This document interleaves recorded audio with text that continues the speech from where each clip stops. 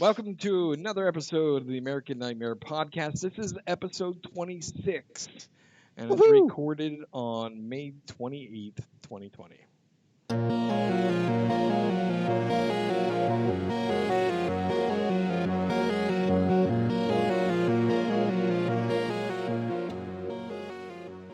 Woohoo! Awesome. All right. Let's get started with horror news. That movie, The Wretched, is killing it at the box office. Yeah, Apparently, number 1 3 weeks in a row. Yeah, 3 weeks in a row, and apparently it's largely to do with the drive-in movie theaters open across the U.S. during the COVID-19 situation. Okay. Yeah. I didn't think there was that many drive-in movie theaters anymore. I didn't think so either, but apparently there's just enough to keep when every other movie theater's closed, those Yeah. are open, and that's what they were playing. So yeah, that works out I'm for them. assuming they've tripled or quadrupled what their budget was. Oh yeah, yeah. There's yeah. Yeah, I watched it. It's not a big budget. It doesn't look like it, but the trailers did look like it was pretty scary. Yeah, I thought it looked pretty good. Yeah, it was decent. Yeah, so that's exciting news. We have some more good news. What We Do in the Shadows has been renewed for season 3. Yes. Woohoo! Season 2's been great. I'd like it better, than the first, I think. Yeah, season 2 is very good. The Mark Hamill episode was awesome. I think Matt Berry is as funny as hell when he yells out "bat" when he transforms into a bat. That's the best. Whenever he's trying to make an exit, "bat," and he just flies off.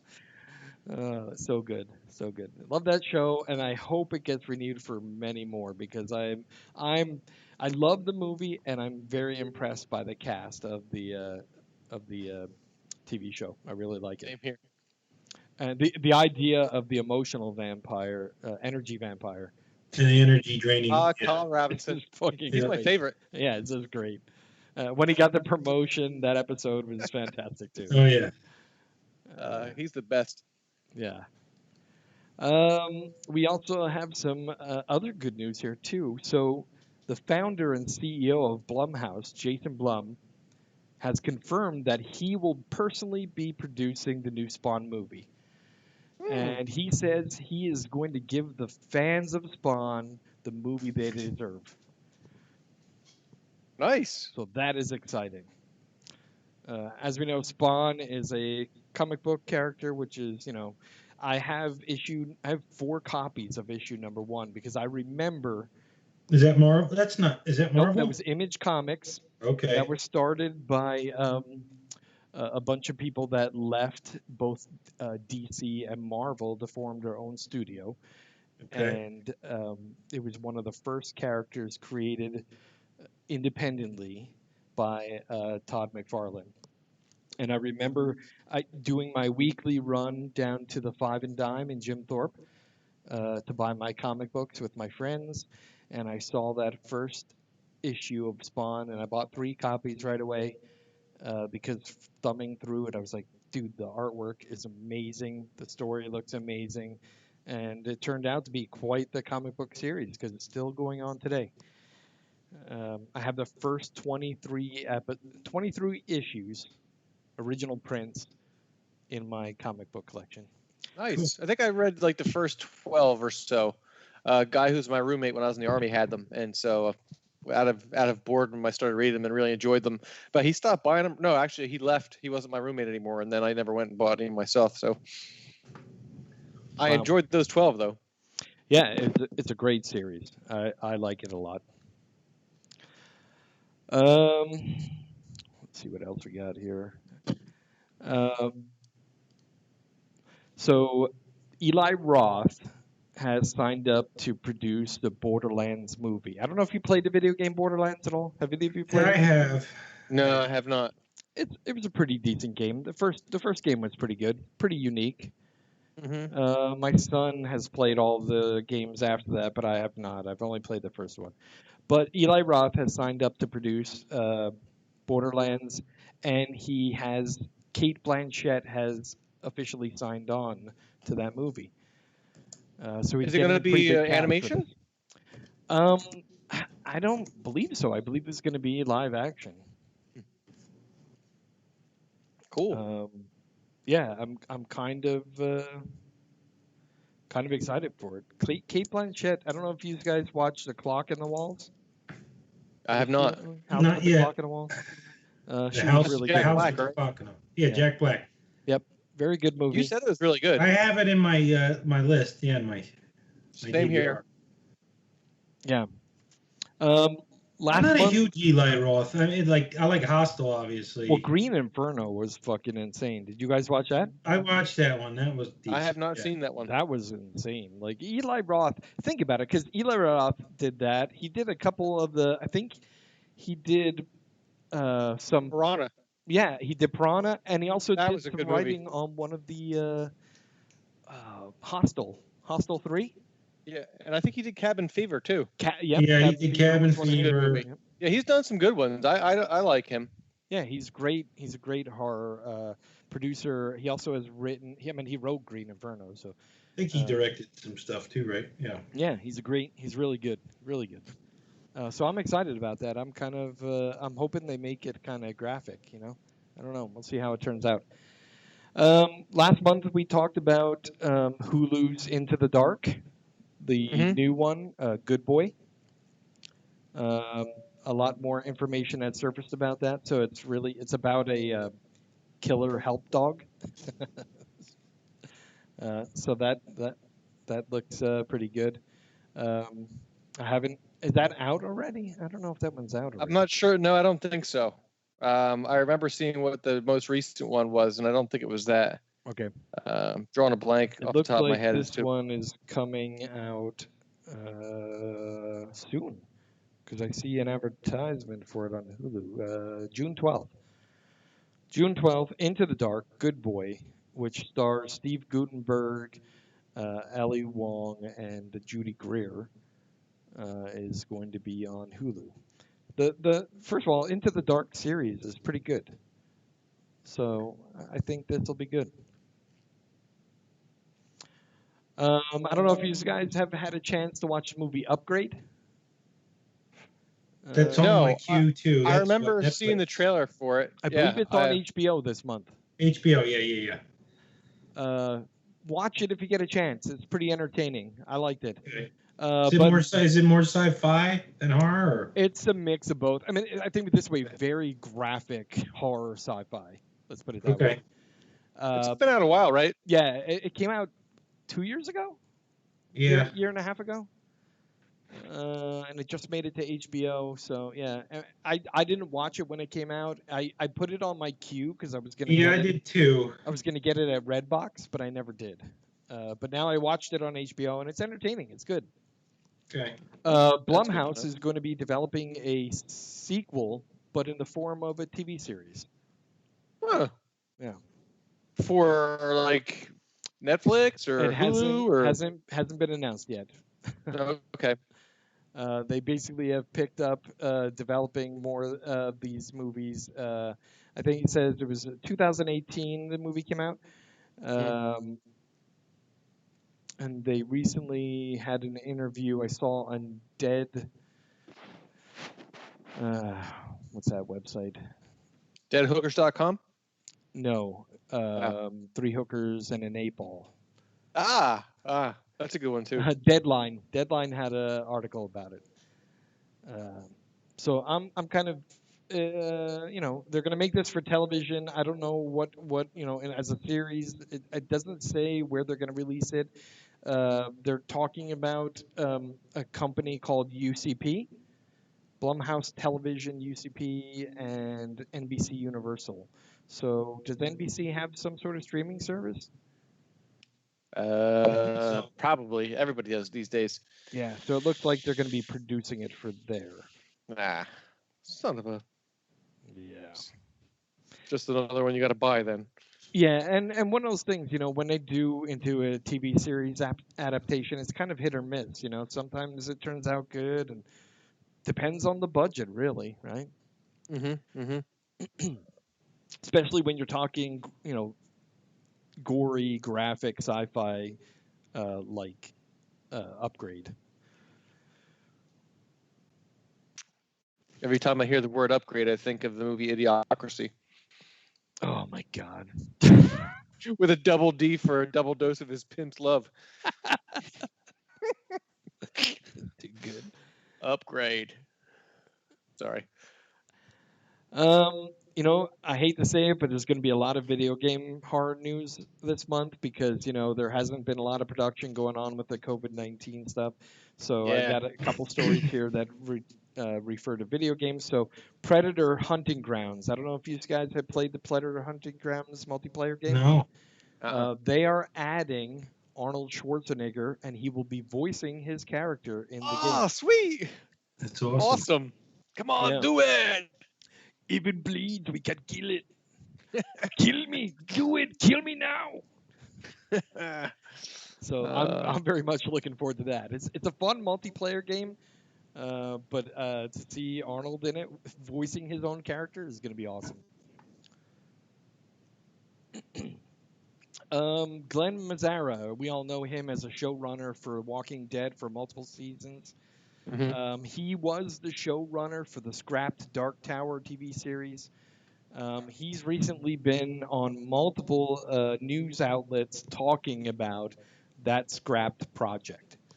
He's very upset about the fact that it got scrapped, and it seems like, Stephen King is upset about it too, right? It was something that, uh, you know, Dark Tower is like the best series of really books that Stephen King has put together. Unfortunately, I'm not a big fan. Like, I read the first book and I didn't fucking like it, so I didn't go any further.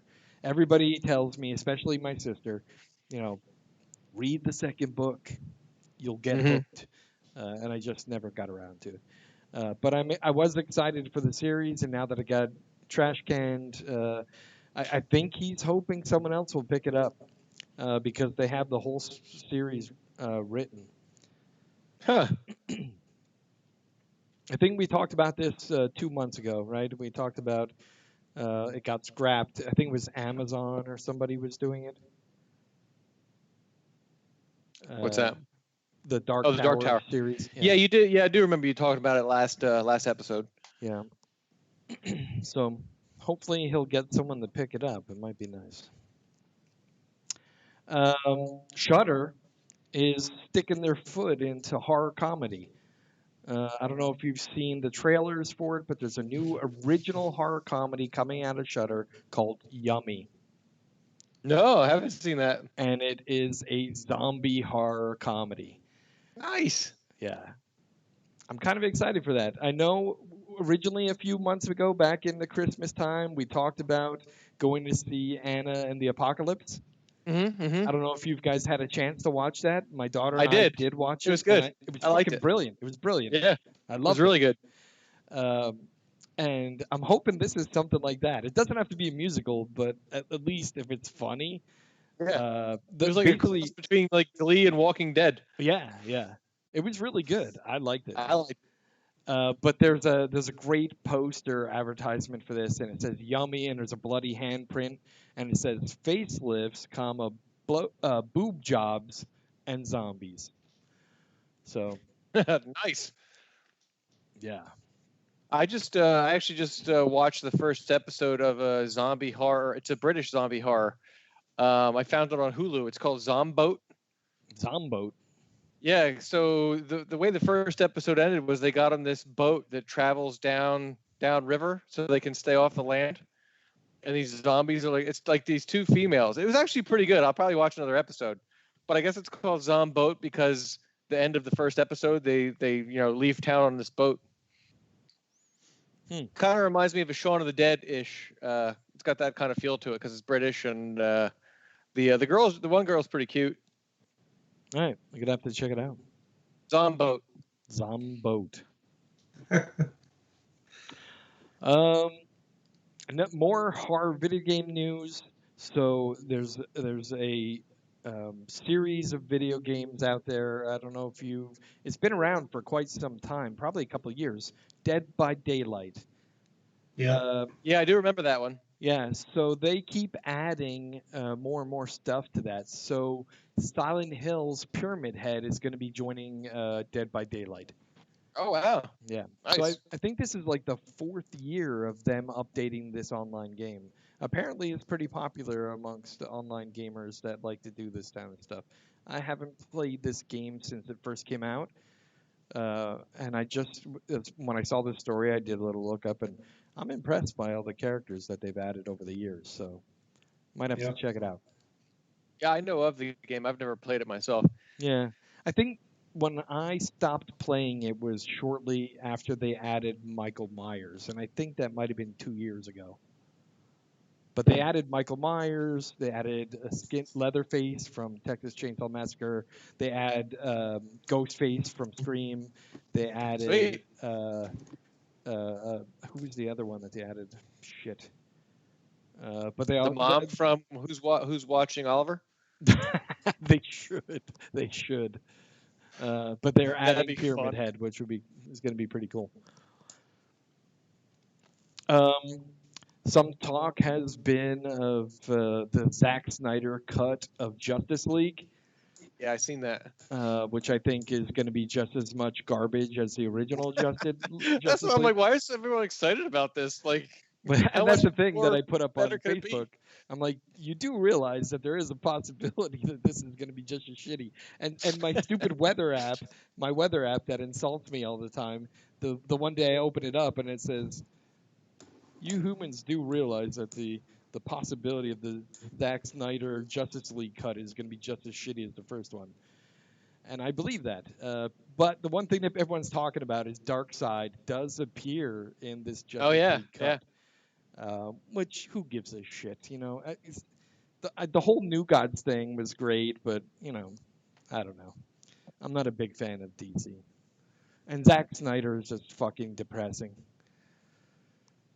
AMC. Yeah, I'll rush right on out and not see it. Yeah, I think it's premiering on HBO Max, right? Yeah, you're right. It's like I one of those, sit on my couch and not watch it. Right, it's one of those lures that they're setting up to try and get people to sign up for HBO Max.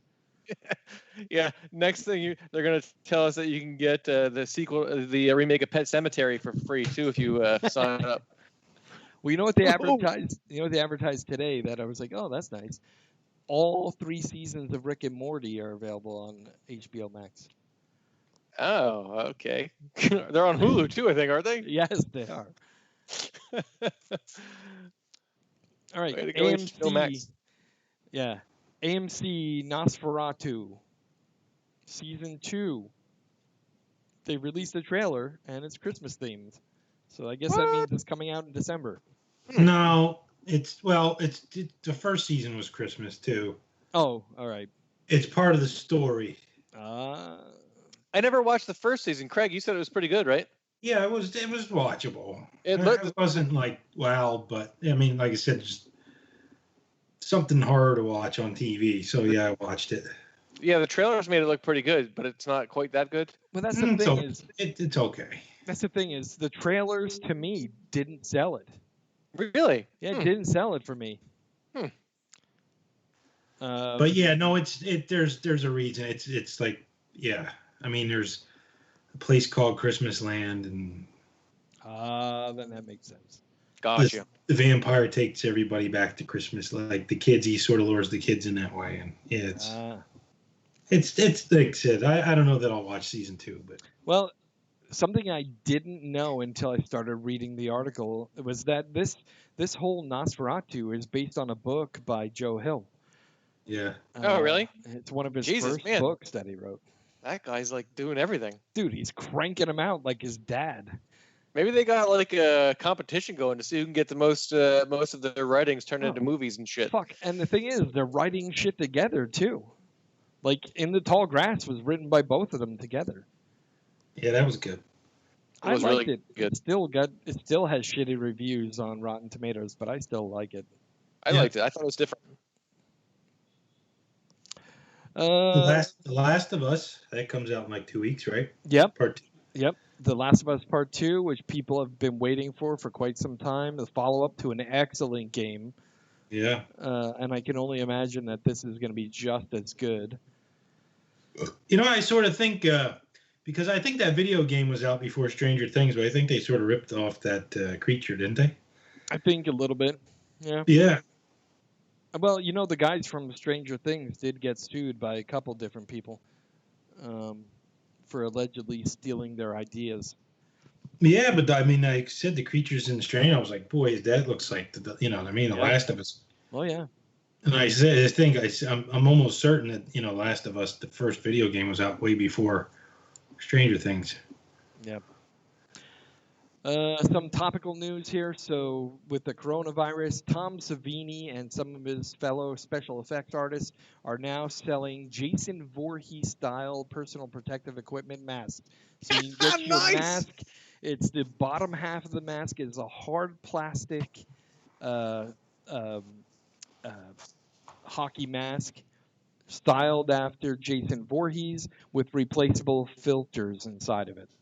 Sweet. Do we have like a link for that, or? Yes, I will post it up on the website tonight, Nice. and I'll put it up on the Facebook tonight. You can order your mask from Tom Savini and crew. He has some videos, and he also has a nice couple of photos with both him and Greg Nicotero wearing the masks.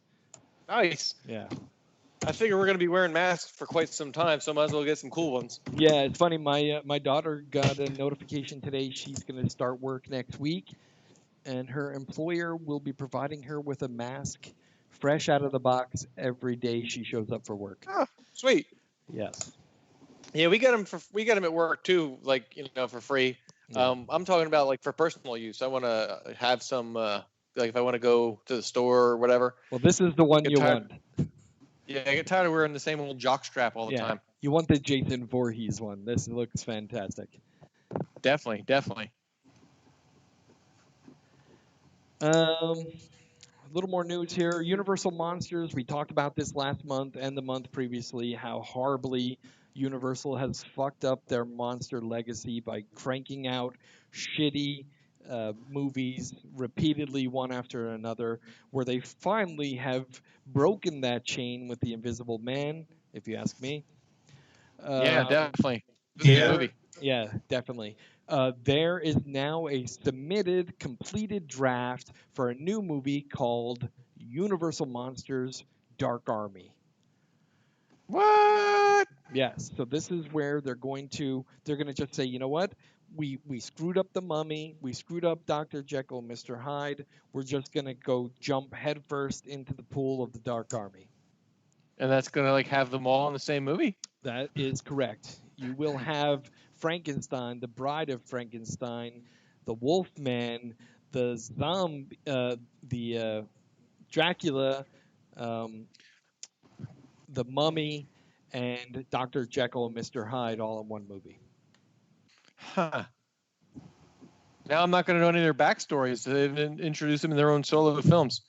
Yeah, I guess the way they're going to do it is they're going to do it the same shitty way that DC did, is show all of the Justice League and then do separate movies if it doesn't smell like rotten shit. So we'll see what happens. I'm pretty sure I have every bit of confidence that Universal is going to fuck this up. Universal owns probably the best archive of classic horror movies, and they continually fuck up the process of trying to reboot those intellectual properties. Yep. Yeah.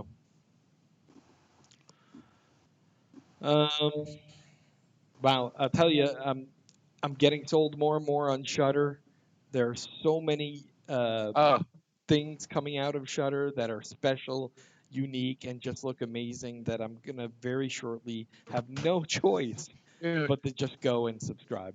Do it, man. I was telling Craig before we started. I watched that Blood Quantum a couple weeks ago. Yeah. And that's Shudder exclusive, and it was a really good zombie movie. It was a different take on it, and the gore was good. The story was good. I liked it. They've got a lot of good stuff up there. Yeah, I mean, here's the thing too. Like I was really contemplating getting rid of my HBO Go, but the thing is, I get HBO Go as part of my AT&T unlimited phone plan, right?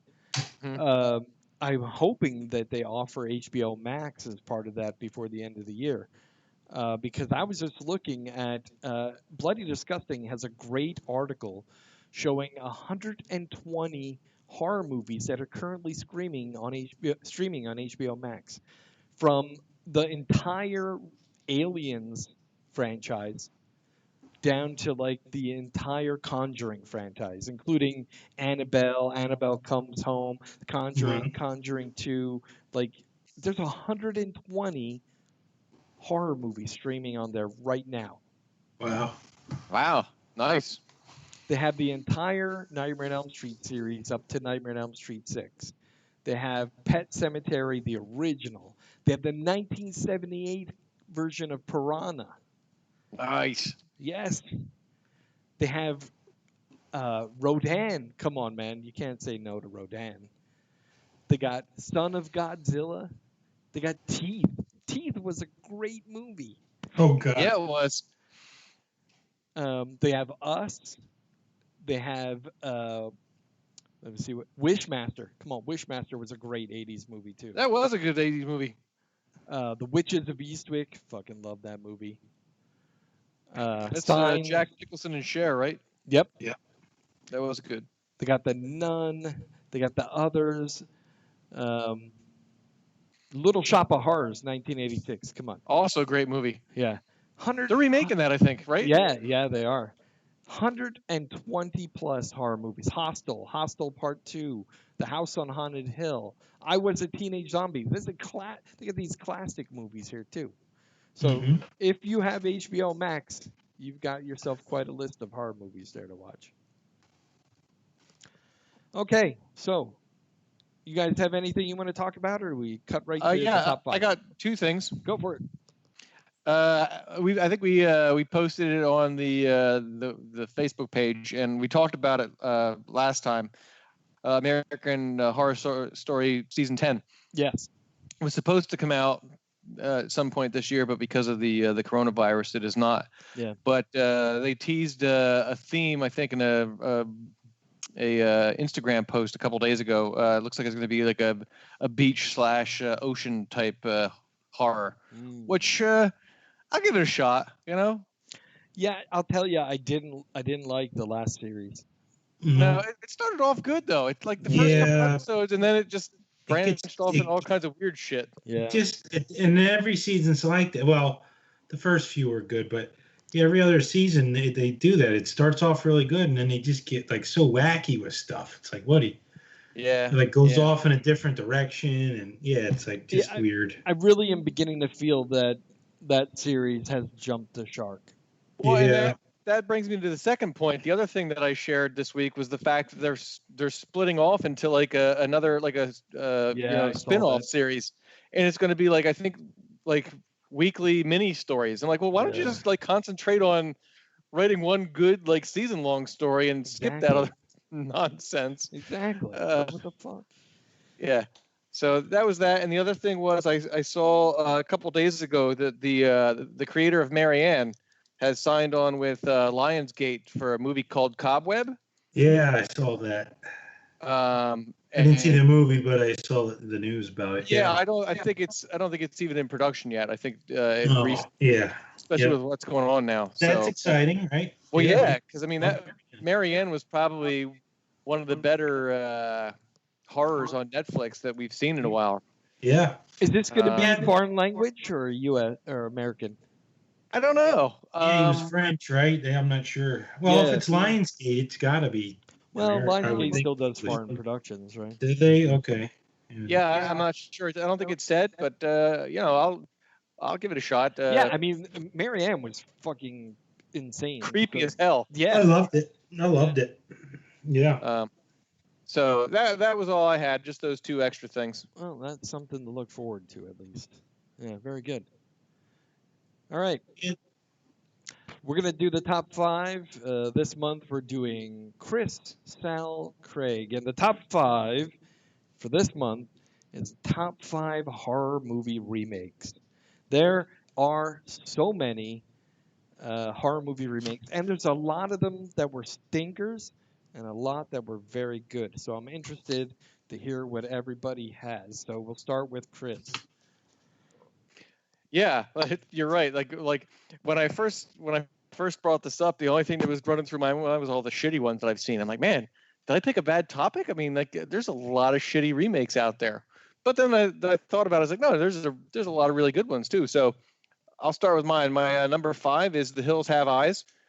Oh, very good. I only ever saw the original like one time a long time ago, so I kind of knew the story. Yeah. But the remake was like, it was brutal. Like it was like, it was good. They brought that goofy looking guy back for the remake too, did they? I don't think he had the major like role though. Yeah. I think he was like a like a flashback character or something like that. I don't think he was the main like creepy dude. Yeah. What year did the first one come out? The new one was like the early 2000s, right? Yeah, I want to say 80s. That was 80s, wasn't it? It might have been earlier than that, because this was The Hills Have Eyes is an early Wes Craven film, and I believe it had to be like mid 70s, right? Yeah, let's look it up. Let me Google. 1977. Wes Craven, 1977 was the original one. And it was shocking. Let me tell you, that first one was fucking shocking. Yeah, and they did a good job recapturing that, I think, in the remake. Very good. That was a good choice. My number 4 is the Evil Dead remake. Going into it, because being a big Evil Dead fan, I was kind of like, really? But they didn't try a great job. They didn't try to redo Evil Dead the way it was done before. They tried to make it an actual horror. Yeah, and it was good. Yeah. Yeah, there was very little comedy in it. I don't think any comedy in it, right? No, I don't think so either, no. No. It was definitely more serious take on the story. Yeah. Yeah, and they switched it up to make it a female, like, protagonist. It was kind of cool, and I liked it. Yeah. My number 3 is the Halloween remake by Rob Zombie. Again, it's one of those horror classics that you're like, what's he going to do? Is he going to really screw it up? But I think he added like a grittiness to it that. He did a nice job. Zombie did a good his homage to the movie, I think, which I really enjoyed. All right, my number 2 is The Thing. Yeah. Again, I didn't even know it was a remake. I think I found out from you guys that it was a remake, and I was like, really? I mean, that movie's from like the original with Kurt Russell, which is the original remake, and then they remade it again a couple of years ago, which I didn't quite like that as much. But I didn't know it was a remake, so. But it's a phenomenal movie. I mean, it's one of my favorite horror movies. So. Oh yeah. The fact that it's a remake does a lot of justice. And my number 1 is It. Both the remakes, I think. Oh, really, the original one was terrible. Well, yeah. So I guess it's not that difficult to be better than the original, and I don't think that's what we were supposed to do here, was find ones that were better. Yeah. But this just blows the original out of the water. It was a really good movie. Like, both of them. The acting was great. The story was great. The horror was great. A couple of honorable mentions. Piranha 3D, which was we just mentioned it earlier, was an Eli Roth movie, and it totally took a different spin on the movie. Yeah. Last House on the Left. Yep. I thought was a really good remake. Good. Yeah, I like that. Didn't quite have that grittiness that the 70s version had. No, but it was still a good remake. Yeah, it was. Yeah, definitely. And The Fly was my other honorable mention. Yeah, awesome. Okay, my turn. I just want to change something on my list here. Okay. My number 5, The Blob, 1988. Yeah. Oh, that was good. I liked it. There was such a great reimagining of the story. Kevin Dillon was in that one, right? Yep, Kevin Dillon was in it. And it was definitely significantly more horrific. Yeah.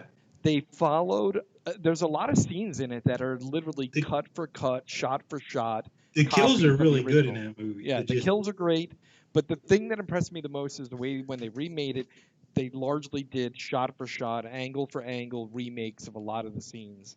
which is Yeah. impressive. Yeah, with a modern spin on it that was terrifying. My number 4 is Night of the Living Dead, 1990. Tom Savini took the helm to direct and remake and produce Night of the Living Dead. And the thing I loved about it, if you watch the original Night of the Living Dead from the 60s, that girl, the blonde girl that was the lead character, was a whiny little bitch. And it got on my nerves. So every She time I sure watched was. that, just was on my fucking nerves. But when Tom Savini redid it, he cast this feisty redhead, which actually, a little bit after this, she played in that movie High Tension. I don't know if you guys saw that horror movie. I have that in my No. queue. Fucking great movie. High Tension is a great movie. But Okay, yeah, I got it in my queue. It's good. she was the lead in this, and she was like, she had the shotgun in her hand, blasting zombies away.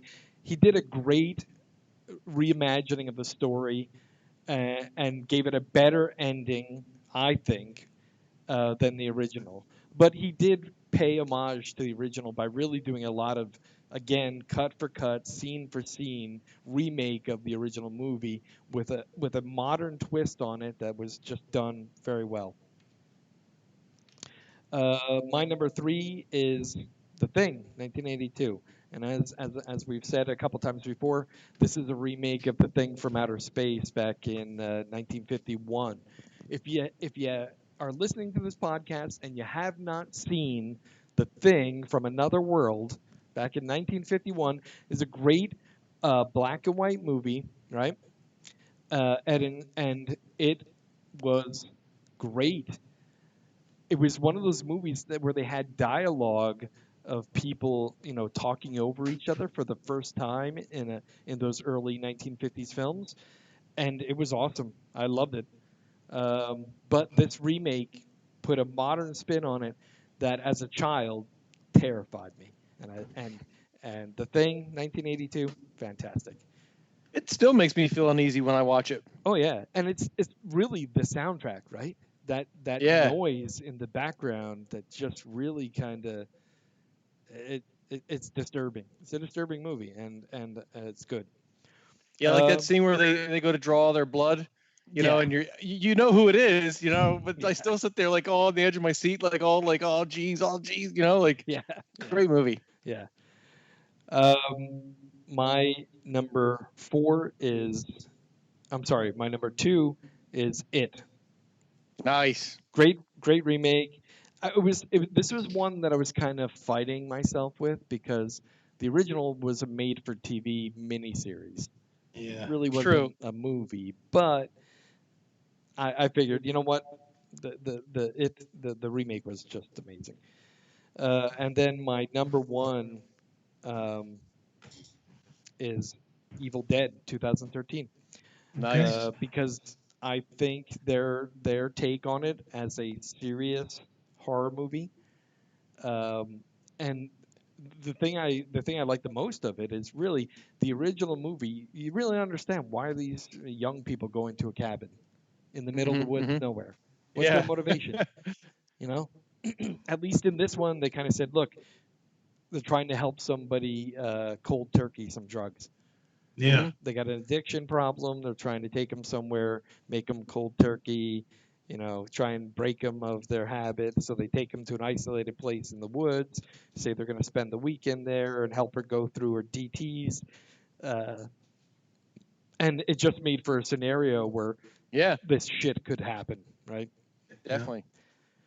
My honorable mentions: Fright Night, right? The Fright Night remake. It Yeah. wasn't awesome, but I liked it. It was a nice. It was a The nice. original is so good.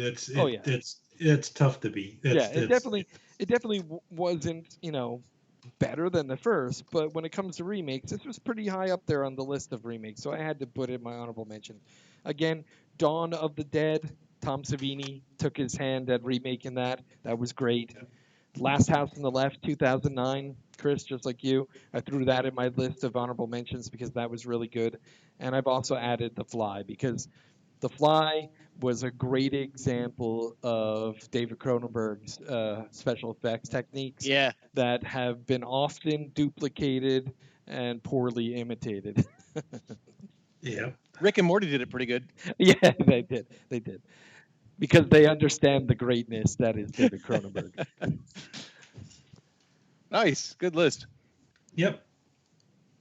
All right. My number 5, I went with it's one of those sleeper movies. I don't think a lot of people have seen it, but the movie is called The Town That Dreaded Sundown. Oh yeah, Oh, that was yeah, really good. yeah. I liked that. Was a remake? Yep. Oh shit, I didn't know that. Nice. Yeah. I liked that. That was a good movie. That was yeah, I think around 2014, but the original was back in the 70s, probably late 70s, around 77 or something like that. Excellent. But yeah, so I went with that, and like I said, I thought they did a really nice job with that movie. That's cool that you saw that one, Chris. Yeah. Number 4, I went with The Nightmare on Elm Street. Oh, very good. That one That was a good one. I was surprised. I thought it was going to be bad. Yeah, that was actually pretty good, and I liked whatever his name is take on it. Yeah. He did like a back to the grittier Freddy Krueger. Yeah, they didn't, and again, they kept the comedy to a minimum on the remake on that one too. I mean, he still had his one-liners, but He had a pretty good Freddy voice too. yeah, exactly. Yeah, they went back to the creepy. Mm-hmm. Mm-hmm. I hated when they changed his voice. I hated that so bad. Yeah. My number 3, I went with The Evil Dead. Nice. That was again, you're not knowing what to expect from a remake of The Evil Dead, such a cult classic. Yeah. But they did it. They did a good job. That tongue and the razor blade scene was really, really cool. Remember that one? Yeah. And they did a good job making her creepy too, like the possessed sort of. I thought they did a nice job carrying that over. Yeah, I agree. Number 2, I went with the Rob Zombie Halloween. Nice.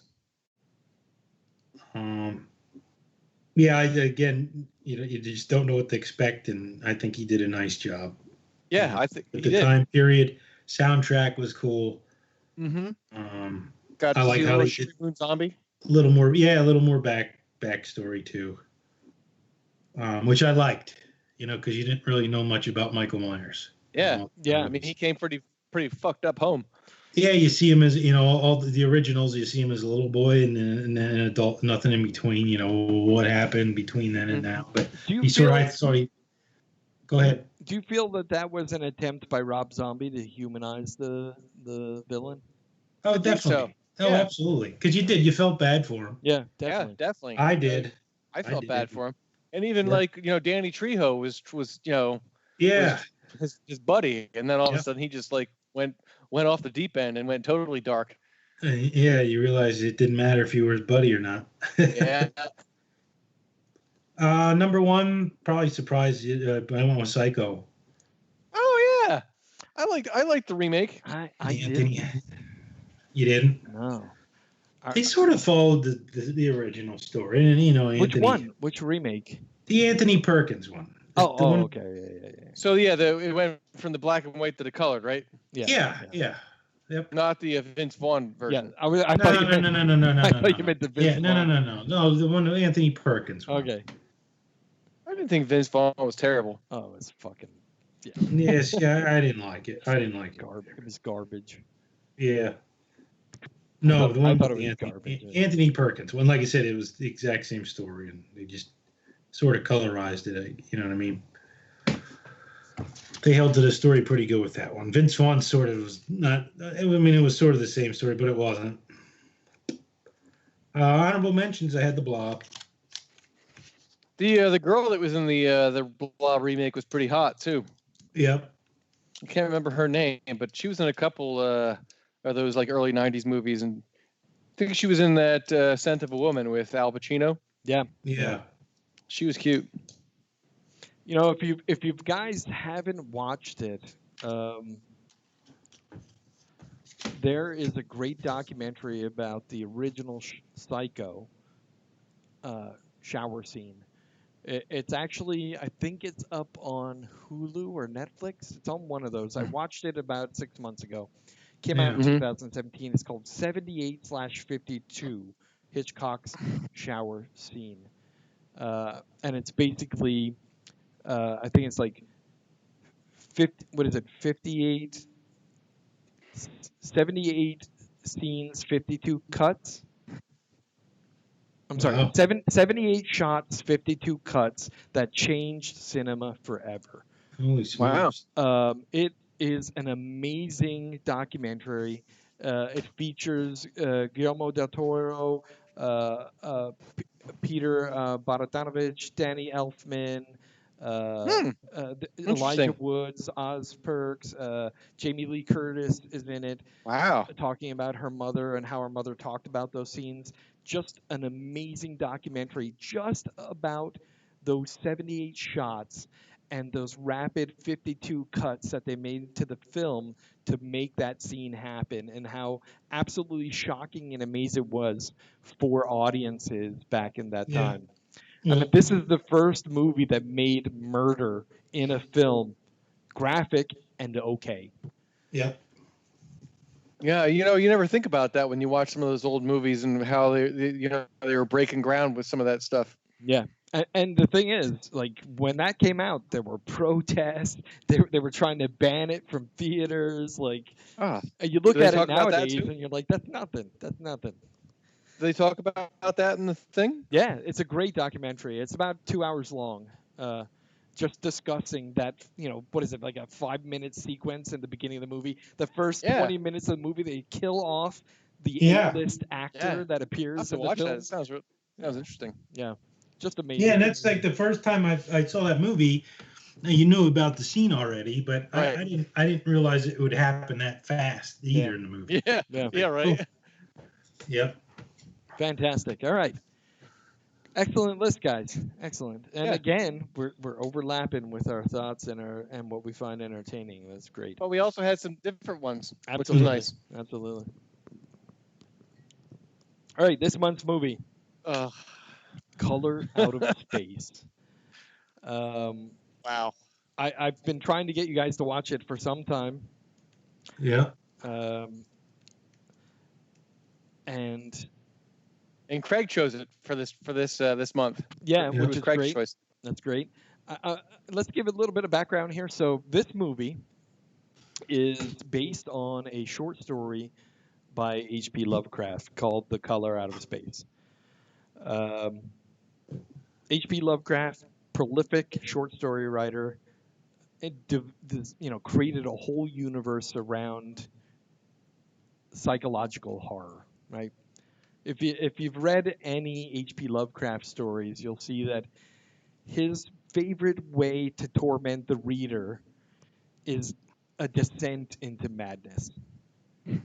Like in every single one of his stories, it's just the terror that haunts you is a descent into madness, and he writes it so well. It's difficult to convert what he writes into film.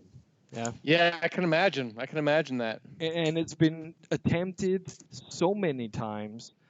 I think none of, like, The Island of Dr. Moreau. I don't know if you guys remember that, 1996. Yeah, Yeah. I do. Terrible, Terrible. horrible movie. And But it's the same director. Isn't that Leonardo DiCaprio? yep, same director. Yeah. It was Val Kilmer was in that, Yeah, and what's his name? Shit. Dr. Moreau was played by. I'm drawing a blank. Shit. yeah. So the director that made that movie, Island of Dr. Moreau. So the story is written by H.G. Wells. That director, after he made that movie, kind of disappeared from the scene pretty much for major films because it was a really bad film. I didn't like it. They had Was it Marlon Brando? Yep, Yeah. Marlon Yeah, that's it. Brando. Marlon Tons of Brando, yeah. A-list actors. Tons of A-list actors in that movie, really. I mean, think about it. What it's like Marlon Brando, Val Kilmer, who the heck else was in that? Who wasn't there a girl in there that was like a Those are the only two I remember off the top of my head. yeah, what was her name? For, uh,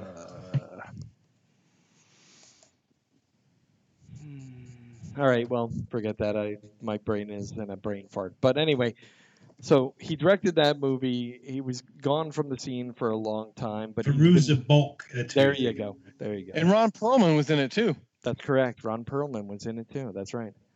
Jesus, it was a good cast. Yeah, it was, and they blew it. They really blew it. It was terrible. It was I was really looking forward to that movie. And yeah. It was terrible. They spent $12 million on it, and they only made 900,000 back. So, I'm sorry, not. I'm looking at the wrong thing. They spent 40 million and they made 49. I was going to say million. that cast alone was Yeah. more than one person. $40 million, and they made 49 million. They barely cleared, making their money back. Yeah. So this guy was kind of out of film for a long time, at least major films, and this is his first kind of play back into that big place. This was produced by the same team that produced Brandy, which I know I've talked to you guys about. Brandy is a fantastic horror movie. If you haven't had a chance to see it, you need to see it. It again Mandy. stars, Mandy. There, Mandy. It again stars Nicolas Cage. Damn strip clubs. Yeah. It stars Nicolas Cage, which he is perfect for these types of movies. Because the thing is, Nicolas Cage overacts all the time. I don't even know how he has a movie career in most cases, because the way that he overacts all the time, it's like the other day I sat down and I watched Ghost Rider, Nicolas Cage. He was horrible. He was a horrible actor. But not bad enough to make a sequel though. Exactly. I'm going to say that his acting was like perfect for the role right. of his character. Yes, and again with Mandy, perfect. Yes, and even in Raising Arizona, because he was like that was a crazy character. He was good in that. Yes, yeah.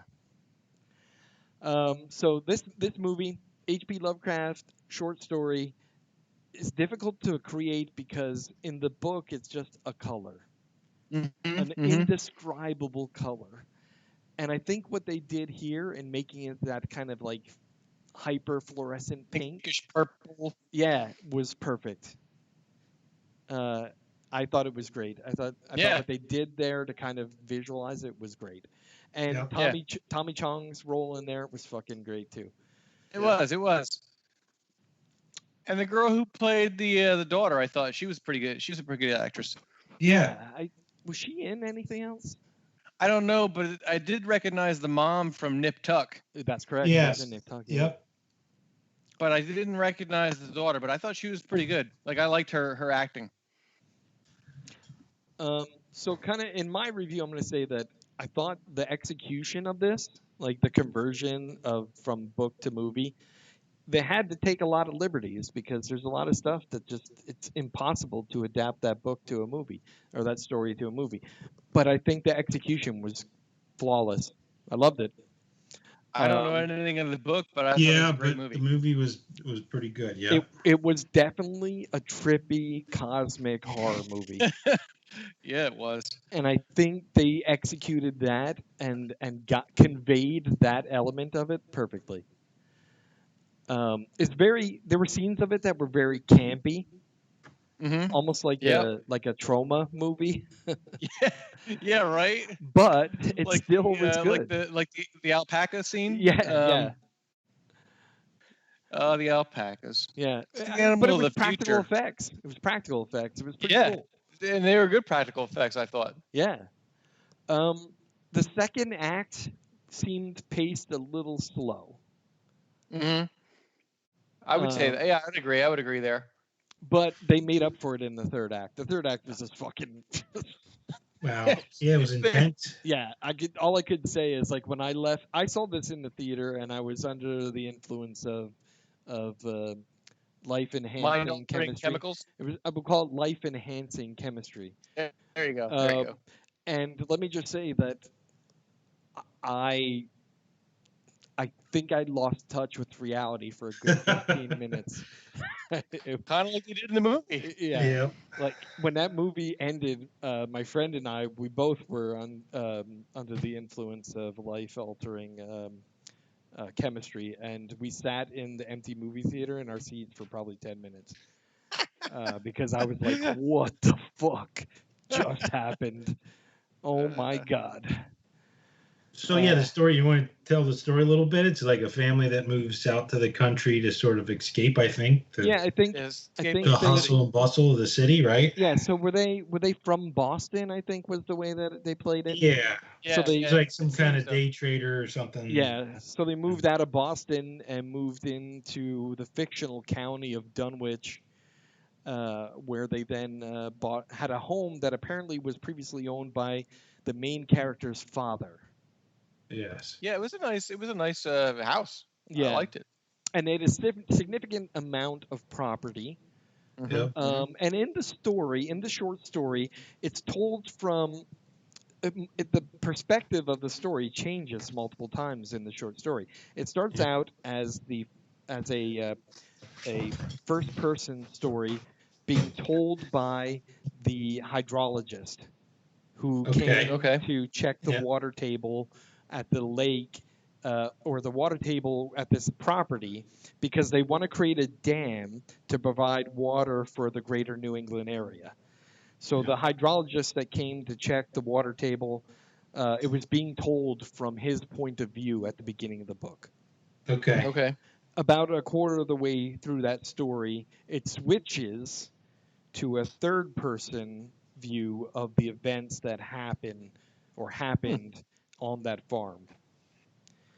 And then at the end, it switches back to the first person view of the story being told by the hydrologist. And I think they played that out pretty well in the movie. I would agree. Yeah. Yeah. Yeah, because he kind of disappears through the second act. Yeah. Right. Yeah. Right.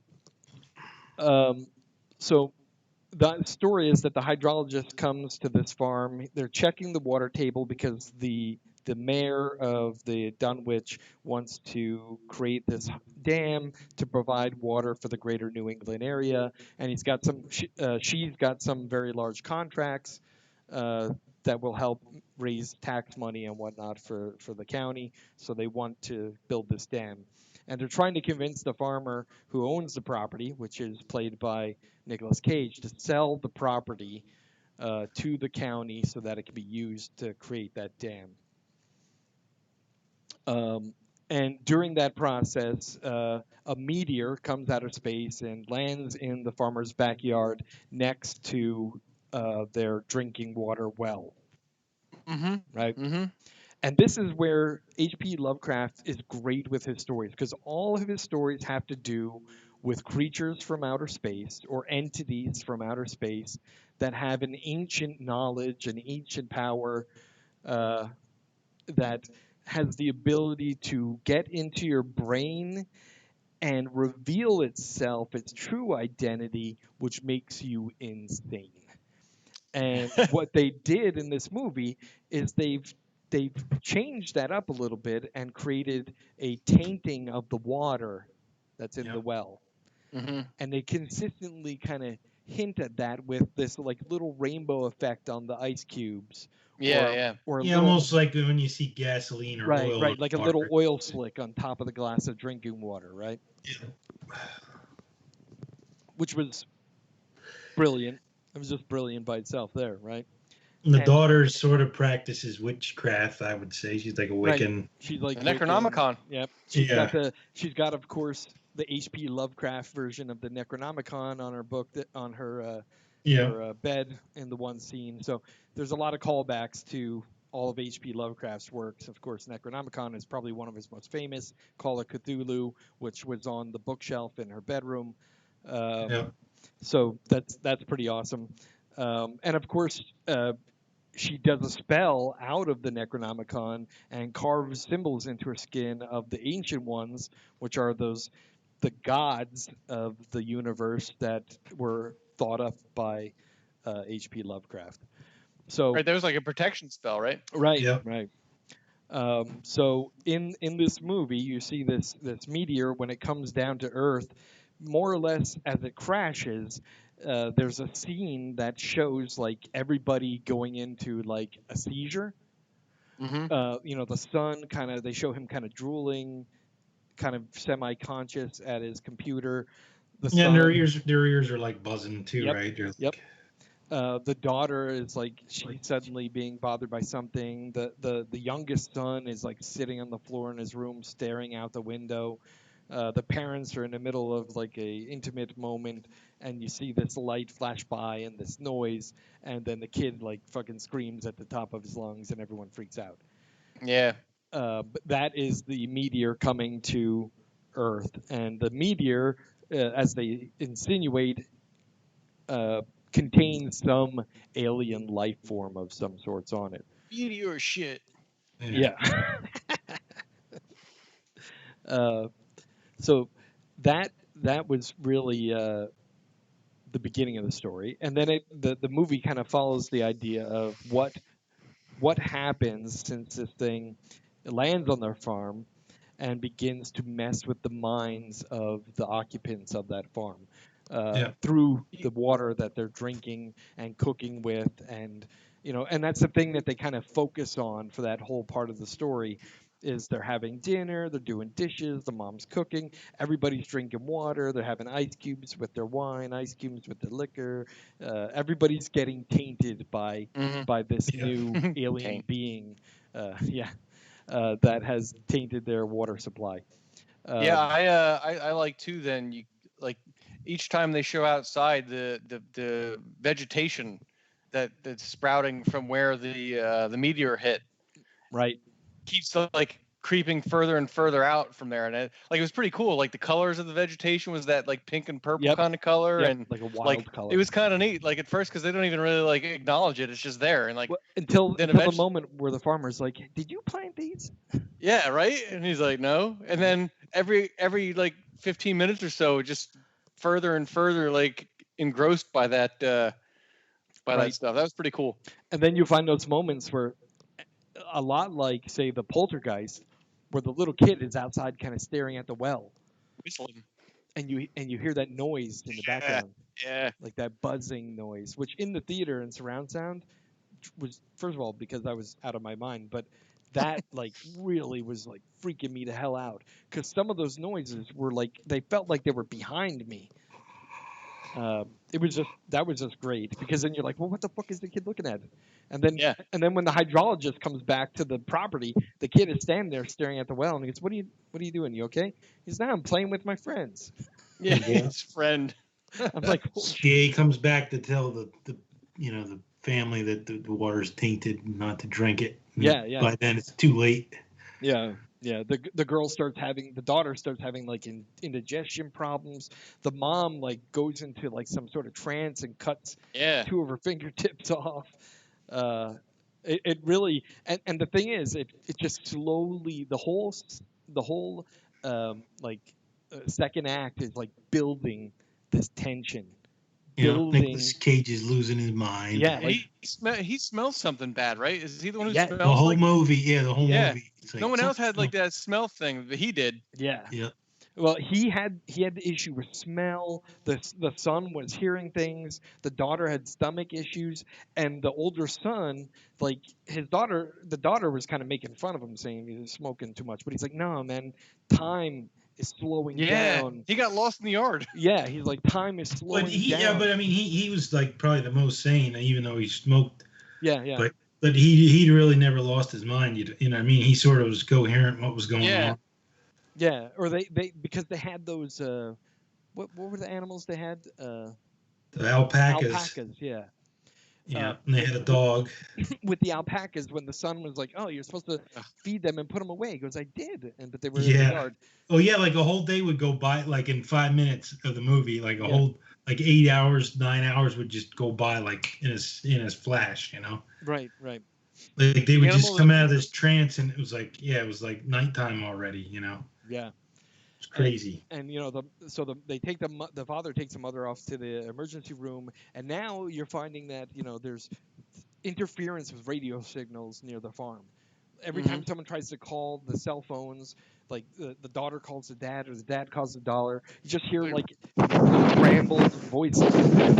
Yeah, Yeah, TV's all fucked up. yeah, you get just scrambled voices, scrambled pictures. It sounds like somebody's yelling, and in fact, she even at one point says, "Yeah." She at one point says, "But Dad, when you call me, you were freaking screaming at me." He's like, "I wasn't screaming at you. I couldn't even hear you." Um, so that kind of building the tension in the film is Yeah. freaking great. Uh, once they get back from the emergency room, it's that next day that kind of you spin into the third act, where now there's all kinds of noises going on outside by the barn where the alpacas are. So the oldest son and the youngest son. Spoiler alert, huh? What was that? Spoiler alert. Yeah, spoiler alert. Yeah, because we're going to discuss some details now. That Sorry. the older son and the younger son go out to the barn, and that's when like all hell breaks loose. And then you get really like the Cronenberg moment, Oh Jesus. where as the sons are running away, the youngest son isn't running fast enough. This color, this pink like color, comes out of the barn, and as the mother grabs the son to scoop him up and get him away from the scene, it just hits them like lightning, and it just repeatedly is like hitting them over and over. And when it stops and the darkness comes, you see the son just kind of, the older son just staring like, what the fuck? And then the husband comes out. It's like, oh my God, what happened? And you, as the viewer, don't see anything at this point, right? No. And then they go into the house and they take the mom and the son and they put them on the couch, and they're like merged into one person. I almost threw up, man. Yeah, I really did. was the special effects gross. were insane there. Here, And it was funny because they did mostly practical with like a digital overlay for some of yeah, the bigger scenes of it. But I saw behind the scenes of like the practical effects and like the mom like putting on the practical effects. It was just fucking gross, man. It was dude, really. that was the Have to most. watch. What was that? Craig? Oh, I said that was the most grotesque creation I've ever seen in a horror movie. Yeah. It The was, mother. it was I'm difficult serious. to That watch. was like, it was disturbing. And then like, Yeah. It was really disturbing. Well, the thing for me that made it really disturbing is, first of all, you have the mother and the son merged together. well, the But noise too was yeah, like the the fact that they crying. couldn't He talk. was like you could- crying or something. Oh yeah, like the crying. It sounded like a Yeah. baby. It was like yeah, it was like I said. It the most disturbing, if you want to call it a creature or whatever. It was insane. yeah, Insane. yeah. And then the daughter's like giving her water. It's like that's the last thing you want to do, but like she's like drinking out of a bowl like a dog. It was like it was so disturbing. Very. And like she was pathetic. You know what I mean? It was like pathetic at the same time. It was just Yeah, yeah. I mean, It was like some kind of radiation too. And you can explain. You know, if you can explain it like that, that color, whatever it touched, it sort of like burned like Yeah. outside. It was like almost like a radiation. Well, you know? and it's very clearly summed up by Nicolas Cage's character near the end when he completely lost his mind and he's sitting in the living room and he goes, "It's just a color. It's just a color, but it burns." Burns. Yeah. And just what an amazing adaptation I think that was. Obviously changed. It's not faithful to the book completely. It just couldn't be. Like the book, you can't make a good adaptation. But for what was put together for this was pretty amazing. It was originally released in 2019 Toronto Film Festival in September of 2019 and got rave reviews. And that's why I was like, you know what, I got to see this. It was financed by Ace Pictures, and I'm not sure if you guys are familiar with that. Ace Pictures is a group of Hollywood actors that have put some of their money together to try and back independent films. And part of that crew is Elijah Woods. He's one of the backers for that Oh, team. nice. So they basically came together and said, look, we think Richard Stanley's going to be able to do a great concept of this. He did a small proof of concept like trailer and a little clip of what he envisioned this film to be, and they backed him. And if you ask me, it was good. Now, if I you really look, liked it. yeah, if you look at the money that it made, it wasn't that good. It had a $12 million budget. It did not make more than half of it back. Well, it was limited release. I mean, Very limited release. It was only available in 81 theaters nationwide. I bet you through cult following, it eventually, will make quite a bit. And that happens a lot. A lot of good movies that don't do well in theaters will get a cult following. I think Rotten Tomatoes gave it, viewers gave it 86% about the time that I watched it, and I was kind of disappointed when I seen that. But I think it's worth seeing. Metacritic gives it 70 out of 100. And that's based on just 26 ratings.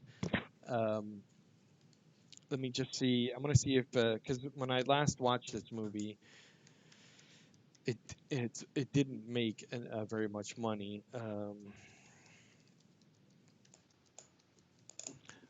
Let me see what we got here. 86% still on Rotten Tomatoes. 82% by audience viewers. Let me see. Box Office Mojo. Historically, though, independent films don't make all that much, right? Like, No, they don't. it's the rare one that like breaks through and becomes like a blockbuster. I mean, that's the upside and downside of an independent film. Like it's independent, but it doesn't get the push that the big budget movies do. Yeah. So its opening weekend, it was in 24 theaters. It made $200,000. It looks like domestically, it made $765,000. It was a $12 million budget. Worldwide, it made less than $1 million. That's a shame. Yeah. Jeez. It was a good movie. I liked it. I think the issue was the limited release of it. I think Well, if yeah. it would have had a Yeah. more broad release, it probably would have done a lot better. And I'm hoping that, this Box Office Mojo does not include the streaming release of it. Uh-huh. So I'm sure in streaming, it probably made more of its money back. I bet. But it did win awards for Best Horror Film at Fantastic Fest and the Toronto Film Festival. It did win the Spotlight Initiative Award, which is pretty good. Yeah.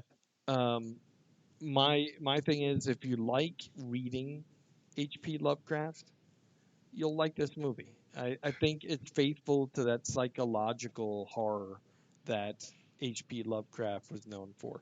And what they did do is they give you a nice glimpse. There's a moment where once the hydrologist, and this is a spoiler too, if you're listening, once the hydrologist went back to the farm near the end, and when all hell was breaking loose in the third act, he did have this being tap into his mind, and he had a vision of the home planet of this being, which is that moment where you see all those kind of like moving grass was kind of wrapping around his fingers, and then he had this vision of almost a planet of worms, and then a giant worm and this huge altar with two suns. I don't know if you remember that scene.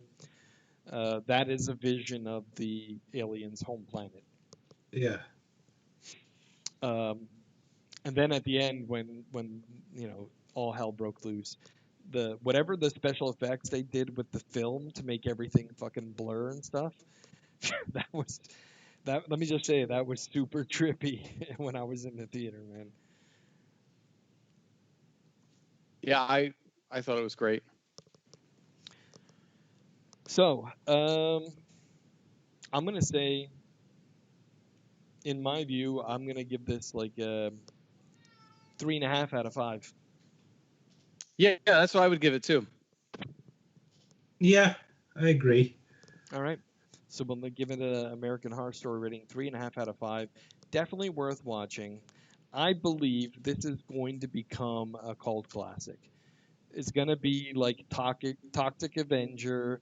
It's gonna be like Big Trouble in Little China. You know those movies that come out, they do horrifically in the box office. They're disappointing to the movie company. They're disappointed to the investors, but as fans, the fan base just keeps growing and growing and becomes something special.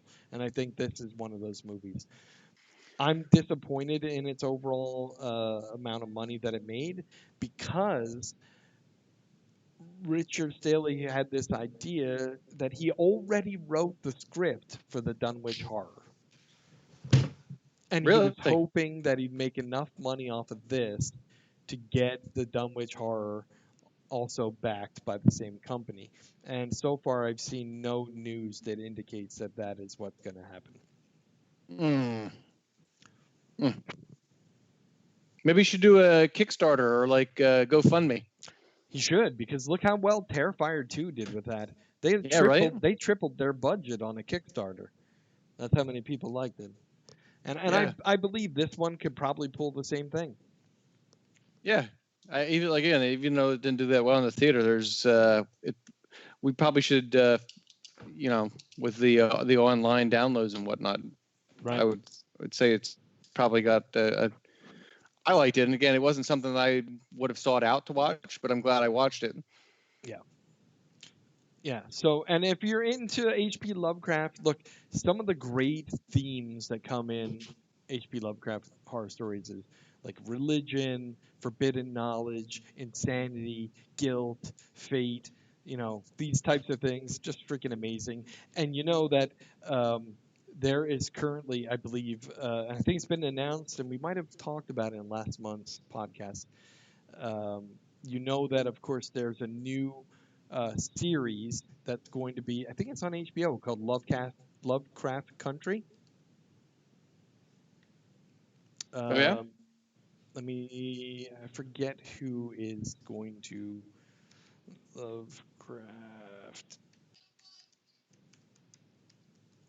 This is, um, yeah, it's an HBO miniseries that is going to be produced by Jordan Peele. Lovecraft Country. Oh nice. There is a trailer up online.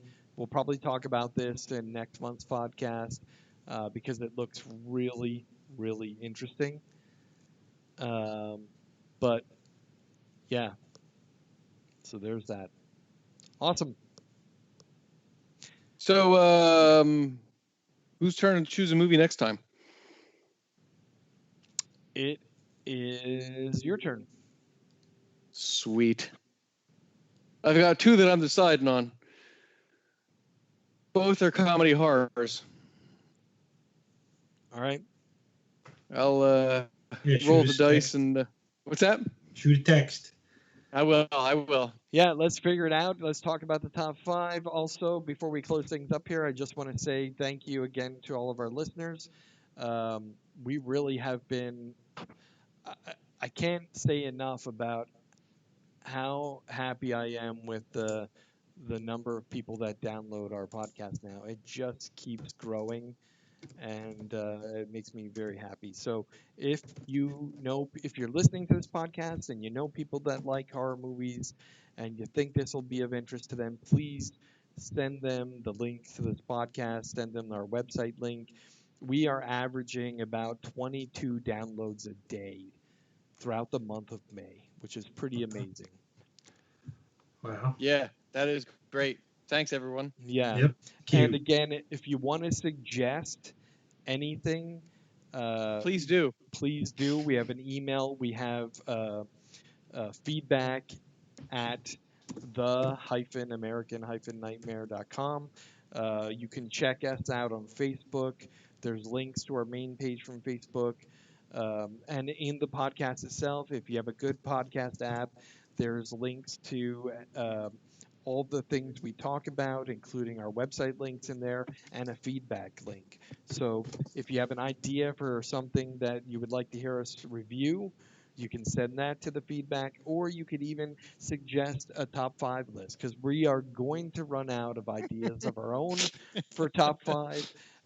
So please submit some. We did get our first email about a week ago, and somebody is suggesting that we review our favorite 1970s top 5 horror films from the 1970s.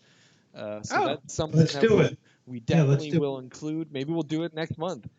Yeah, let's do I it. say we do it next month. Yeah, it sounds perfect. So we'll do top 5 horror movies from the 1970s, Sweet. which there's a lot of great. That was like the golden age of Yeah. B movie horror, really. Yeah, there was a lot of good 70s horror Yeah. flicks. So yeah, we'll do that. And thank you for that feedback. And everybody, if you got some ideas, please give them to us. We're going to try and make this podcast better and use some of your ideas. Let's talk about things to review, or anything that you want to discuss, or any ideas you have for top 5. So thank you again to all of our listeners. Keep sharing this and giving us your feedback. And until next month, we'll see you then.